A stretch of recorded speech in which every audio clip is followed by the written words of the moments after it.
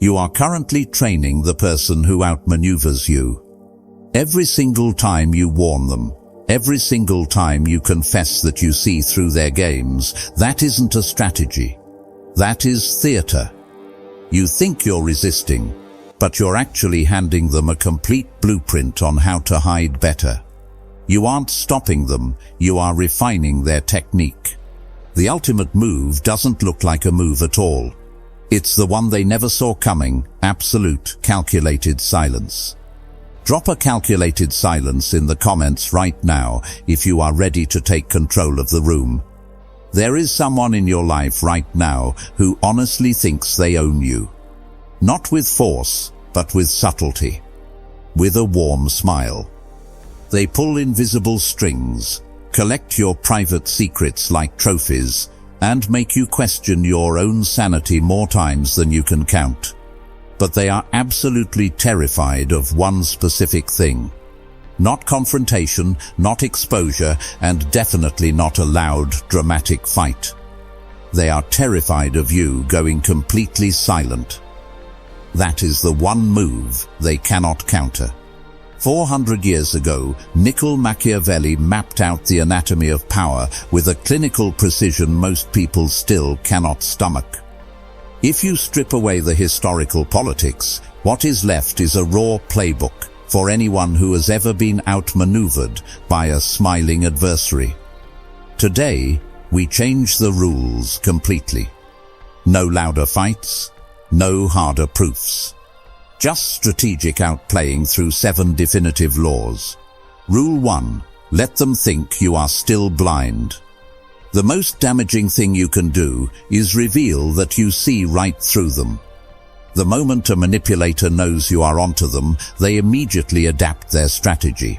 They become more careful, hide their tracks better, and become twice as difficult to catch. You haven't beaten them, you have simply upgraded their armor. Instead, you must consciously allow them to believe they are still winning. Let them think you are still confused, naive, and completely caught in their net. The core mechanism here relies on exploiting their cognitive blind spot, tactical hubris. When a manipulator believes their target is passive, their psychological guard drops, and they begin making critical operational errors. Imagine a corporate environment where a senior colleague consistently takes credit for your project metrics during team meetings. Instead of launching into an immediate emotional confrontation in front of the board, you stay silent, nod along, and let them believe you haven't noticed the theft. Behind the scenes, you ensure every single future deliverable is digitally time-stamped, watermarked, and sent directly to senior management before the colleague ever sees it. You allow them to confidently present your data one last time, completely unaware that management already has the original file with your name on it. The ethical guardrail here is absolute. You are maintaining this tactical deception strictly as a defensive perimeter to collect objective truth and protect your livelihood. You are never using it to set a malicious trap or manufacture false evidence to destroy an innocent person's career. Let them get comfortable. Let them get sloppy, and let them reveal everything. The person who looks like they are losing is often the one building the final boundary. Rule 2. Starve them of psychological ammunition. Manipulators do not invent weapons from scratch. They simply borrow yours. Every deep fear you have shared, every private secret you have confessed, and every childhood wound you have revealed is eventually loaded directly into their gun.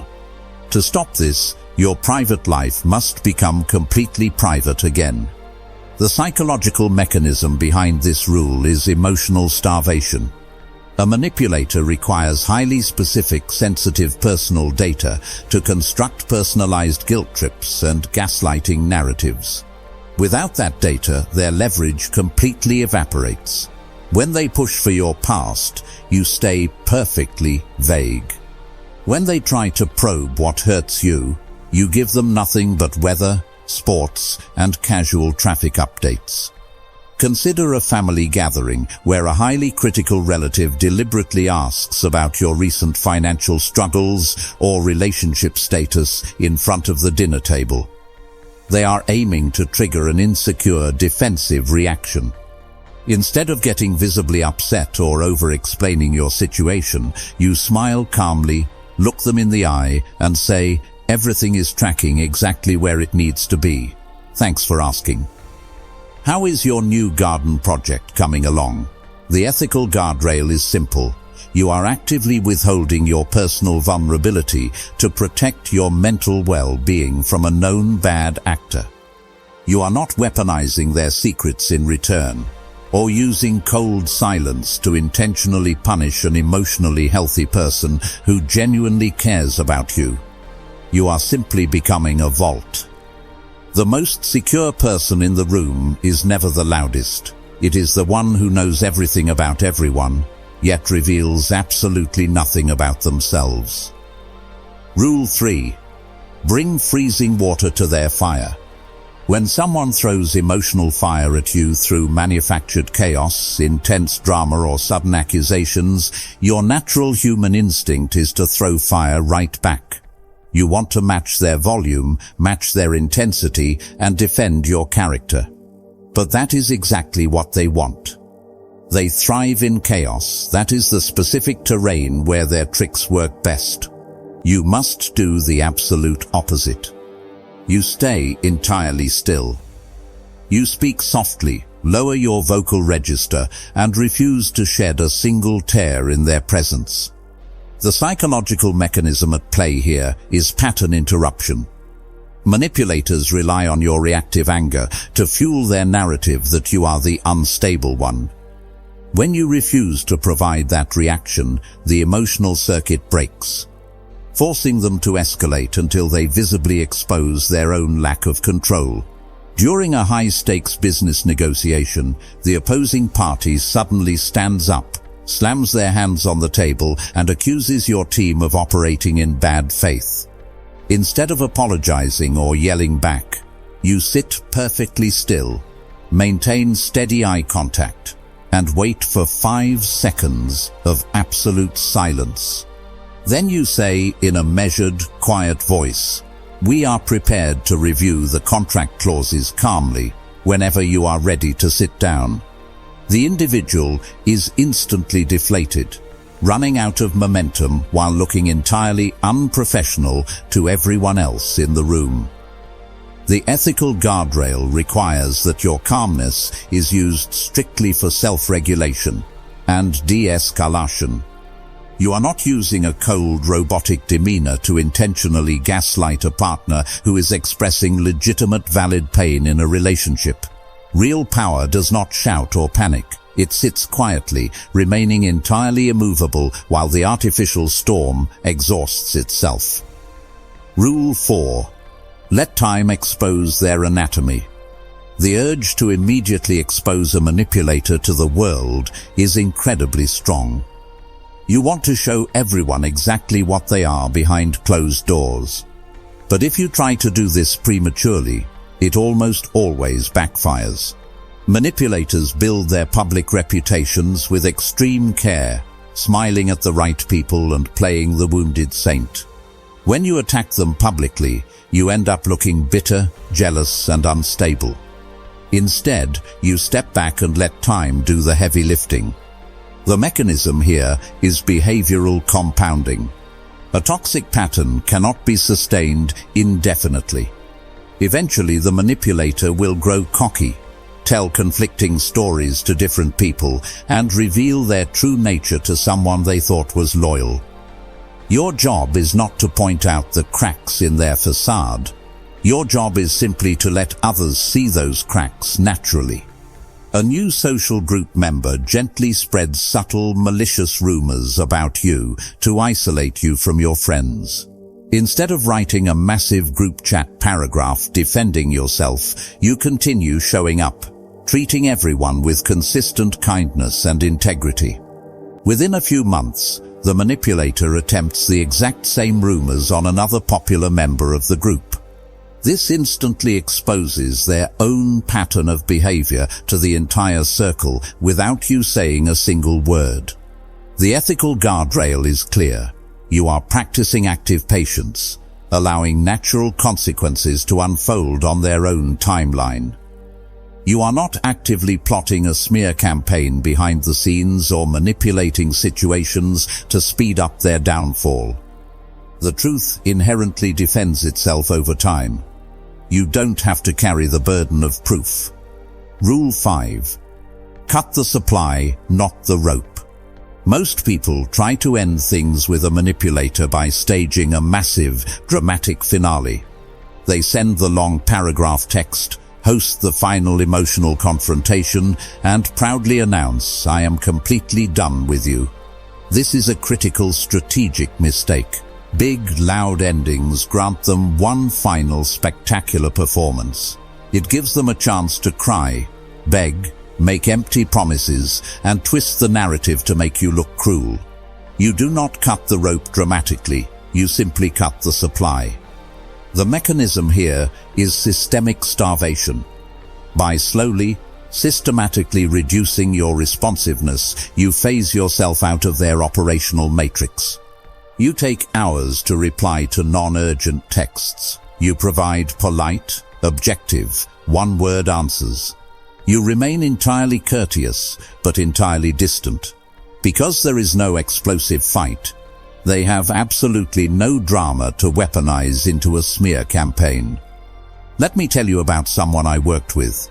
A woman named Sarah. She had a friend who drained her for years, called any time, day or night, and dumped every crisis on her. One day, Sarah stopped answering quickly. Minutes became hours.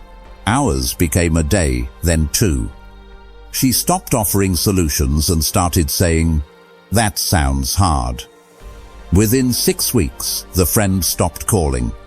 Not because Sarah cut her off dramatically, but because Sarah had quietly become useless to her.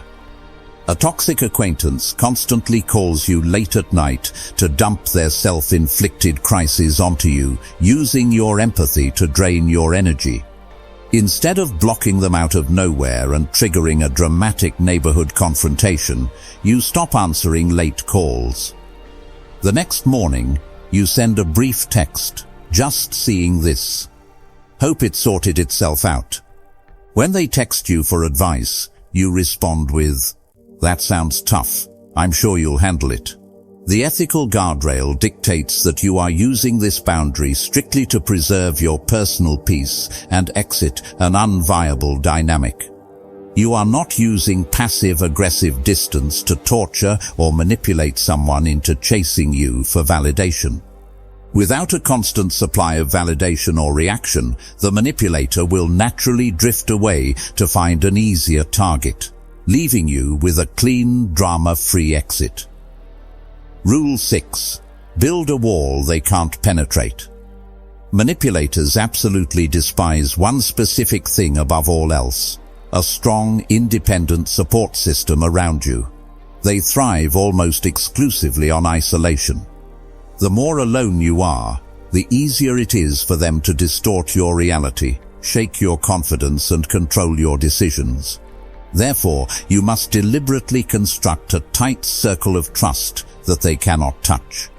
The mechanism here is reality verification.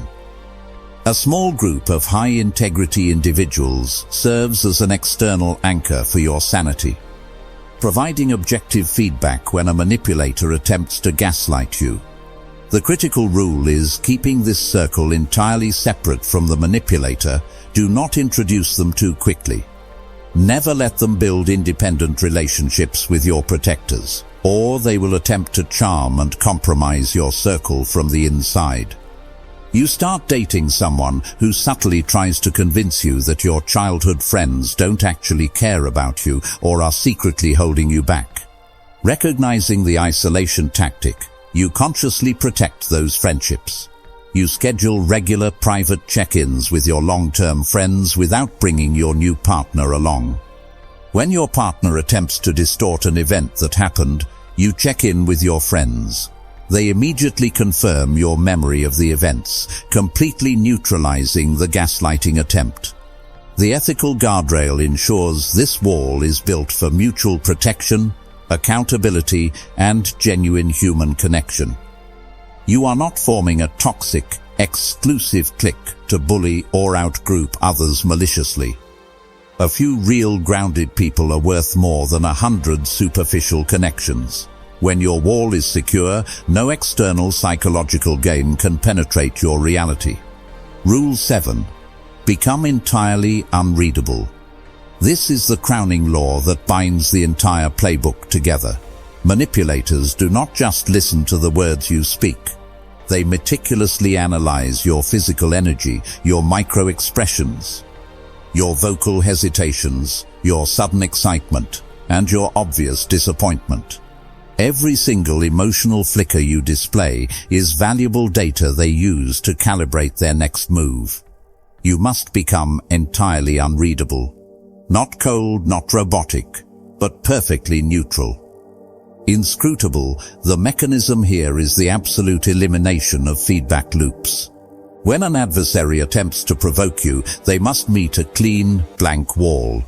If they cannot read your reactions, they cannot predict your choices. If they cannot predict your choices, they cannot control your trajectory. An aggressive manager at work tries to bait you during a performance review by making a highly personal, condescending comment about your working style.